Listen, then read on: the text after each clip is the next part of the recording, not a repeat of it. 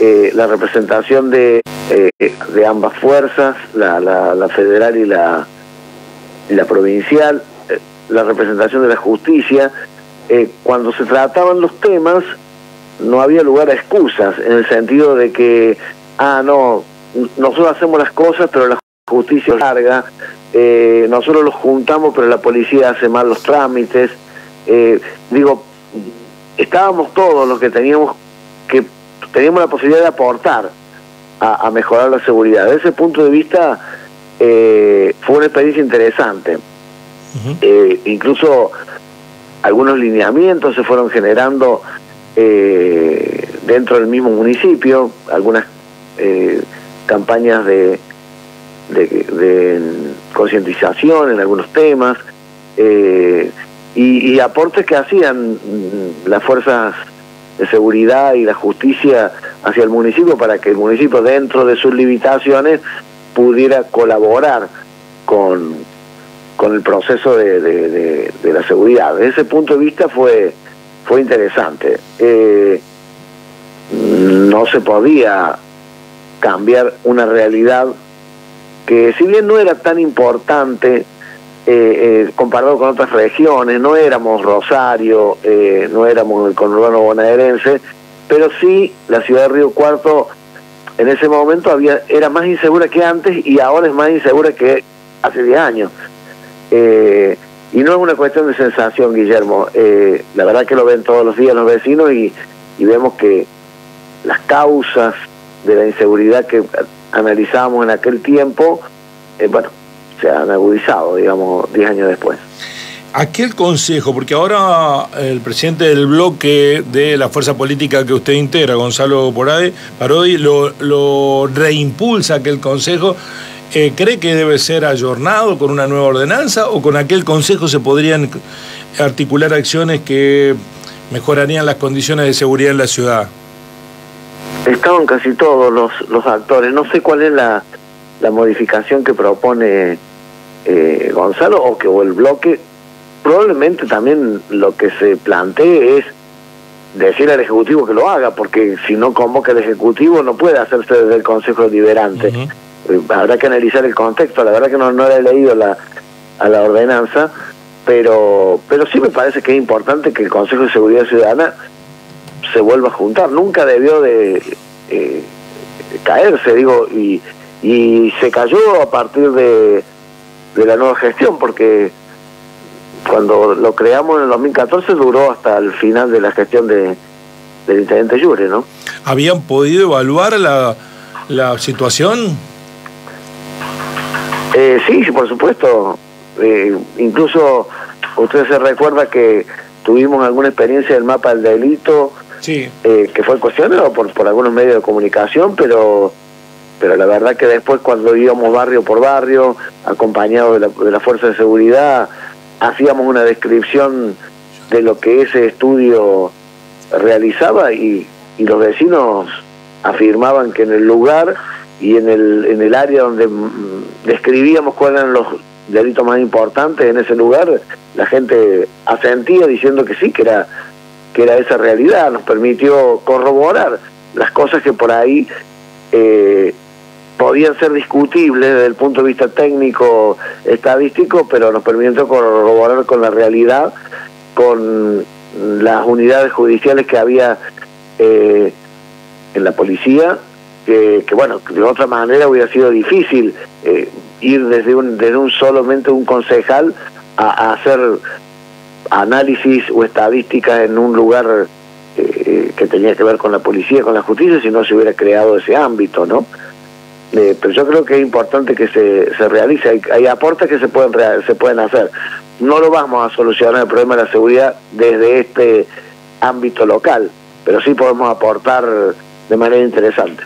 Bueno, ese mapa del delito que usted había impulsado, lo que buscaba, ¿qué era? Identificar dónde estaba el delito y con qué fines. No se sabe dónde se cometen los delitos, si el registro de la denuncia está establecido.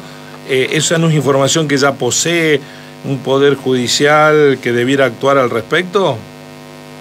Yo creo que lo poseía, pero nadie lo decía. No tenían la orden o la manera. Después, posteriormente, las estadísticas, por suerte, se generalizaron, se hicieron a nivel nacional, y permitía por lo menos analizar cómo iba corriéndose el delito de manera territorial, pasando de zonas a zonas, porque cuando la policía realizaba, el problema es que lo hacía después, ¿no? Pero cuando había una serie de delitos en una zona, la policía hacía un operativo especial, y obviamente los que delinquían no lo hacían de nuevo en esa zona, pero lo hacían en unas 10 cuadras más allá.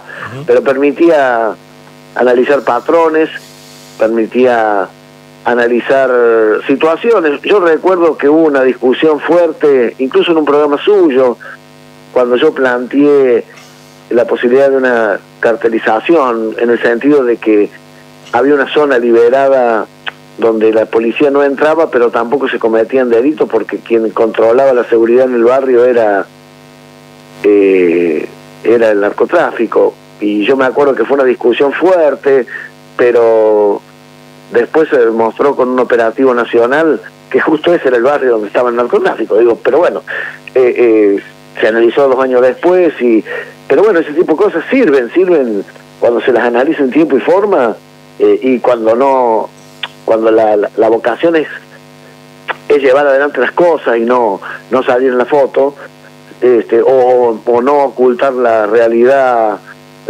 o tapar el sol con el dedo. Si se hace honestamente, se puede avanzar de manera importante. Estamos dialogando con el ex concejal y actual legislador del Parla Sur. Ahí lo escuché recortado. No, decía que estamos dialogando con el actual legislador del Parla Sur y ex concejal Humberto Benedetto. Humberto, ¿usted qué ve de distinto lo que ocurre hoy en la ciudad de Río Cuarto con el delito respecto de hace 10 años cuando se impulsó el Consejo de Seguridad en Río Cuarto?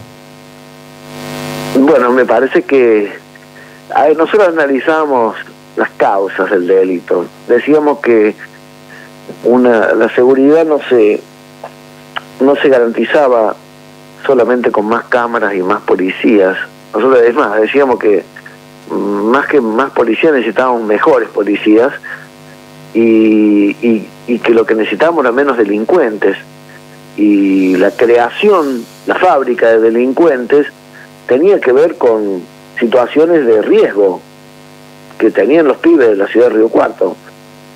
Cuando uno analizaba cuáles eran las características de las personas que caían presas, porque bueno, las características de los delincuentes que están libres es imposible medirlas, pero cuando uno analizaba eso veía que casi en un 80% de las personas que caían presas por delito habían sido consumían droga. Un porcentaje similar no había terminado la escuela secundaria, perdón. Un porcentaje similar tenía problemas familiares, fue criado no por la mamá o el papá, siempre había alguna situación de criado por la hermana mayor, por la abuela, o con problemas fuertes de familia. En fin, había determinadas características que se podían analizar como situación de riesgo, y sí se podía trabajar sobre esos aspectos de manera temprana. Digo, cuando un chico dejaba la escuela, se tendría que haber prendido una alarma para hacer un seguimiento especial. No quiere decir que toda persona que deje la escuela va a terminar de delincuente, por favor se me entiende bien, pero empezaba a acumularse puntos de riesgo que se podían evitar de manera temprana, ¿no? Bueno, yo creo que todos esos puntos de riesgo se han generalizado. Hay más gente que deja la escuela secundaria, hay más gente que se droga, hay más problemas por la crisis económica, por lo que sea, hay muchos más problemas familiares que antes, y eso hace que bueno, la inseguridad crezca, digamos, en el sentido de que cuando uno tiene más pibes que están enfermos por consumir drogas, y ya se sabe, cuando uno no tiene el dinero para consumirla y es enfermo, es adicto, va a hacer cualquier cosa para hacerlo, y lo va a hacer todos los días porque necesita consumir todos los días, tras lo cual que un enfermo que no tenga la posibilidad de tener el dinero para consumir, lo más probable es que salga a robar todas las noches, y eso genera 365 hechos de inseguridad al año. Bueno, esas son situaciones que se han agravado, evidentemente. Humberto, para finalizar, la cuestión de la inseguridad y lo que usted acaba de describir de lo social, ¿no cree que se ha profundizado como vector de desigualdad en la actual sociedad riocuartense? Los datos que dio a conocer el INDEC respecto de propiedad de viviendas, que pareciera un dato que no tiene que ver con la inseguridad, pero que en el fondo habla de esa profundización de la desigualdad. El colega Marcelo Irastorza lo compiló en el diario Puntal respecto de que, comparado con el censo anterior, hoy hay 10% menos de propietarios en Río Cuarto, con lo cual hay gente que ha concentrado el mercado inmobiliario en sus manos. ¿Esa desigualdad no es la madre de todos los problemas? Es una teoría. No, yo no me animaría, no me animaría a afirmarla. Sí te puedo decir que con el tema que tiene que ver con la vivienda, y analizando, siempre poniendo los paréntesis suficientes para no equivocarnos, ¿qué es mejor para la educación de un niño? Es mejor que el chico esté dentro de la casa y no fuera. Pero si vive el día dentro de una casa, de una pieza, es muy imposible que el chico esté adentro. No hay forma. Y ese hacinamiento ha crecido, digo, por las cuestiones económicas. Entonces los chicos están mucho más afuera que adentro, están más lejos de la mamá o de quien los cuida que adentro. Y eso sí contribuye claramente a que el chico se expone a distintas situaciones, sobre todo a las adicciones, ¿no? Porque se han quebrado todos los códigos también, que es otra cosa que en algún tiempo se tenía, digamos, no se vendía a los vecinitos, y hoy realmente se le vende a cualquiera, hermano, papá, tío, por la cuestión de que se ha quebrado el código. Antes no se robaba en el propio barrio, ahora tenés que cerrar la puerta porque cuando vas a trabajar, porque te van a robar. Hay gente, tenés que dejar a alguien en la casa si no tenés buena seguridad, digo, en una villa, ¿no? O en una situación precaria, porque el vecino de la esquina viene y te roba, porque necesita robarte para poder consumir. Digo, hay situaciones bastante jodidas, pero lo de la desigualdad planteado como una cuestión de envidia a lo que tiene otro, intentar, no está probado mundialmente, por lo menos lo que uno ha leído. Pero sí hay una teoría que lo plantea. Si la inseguridad tiene que ver con la desigualdad, bueno, si es cierta esa teoría, hay más desigualdad, tras lo cual debería haber, pero no sé si es directa la relación. Humberto, muchísimas gracias, muy amable por ayudarnos a analizar este problema y también por recordar que el Consejo de Seguridad Ciudadana está activo, solo debe convocarse. Muy amable. Sí, claro, si la decisión es hacer algo con respecto al tema, depende del Ejecutivo. Entiendo que el bloque de la oposición tiene que de alguna manera poner en discusión, porque si no, no estaríamos charlando del tema, y me parece que ha logrado su propósito, pero lo Ejecutivo lo puede hacer directamente. Gracias, Humberto, muy amable. Listo, nos vemos, hasta luego.